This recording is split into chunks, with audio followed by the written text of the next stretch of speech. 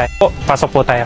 Ali po kayo nang makita nyo po yung bahay po namin. Tandaan nyo na po yung kwarto ko. Medyo ito po, matutulog. Kita mo na ba yung video na to? Sa house tour ni Eman Bacosa, anak ni Manny Pacquiao, ang daming natuwa sa bahay nila. Pero mas nakakagulat, kasi boxing pa rin ang gusto niya kahit sikat na tatay niya.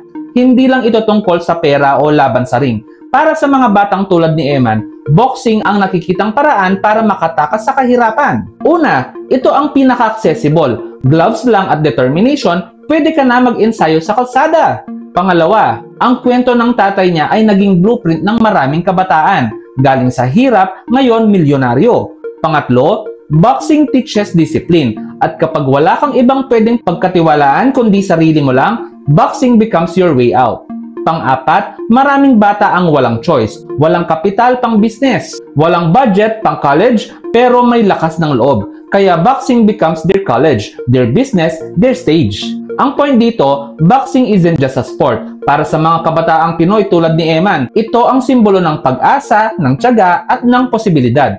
Ikaw, kung walang tumulong sa'yo at gusto mong makabangon, ano ang lalaban mo? Comment laban in the comment section, share and follow for more.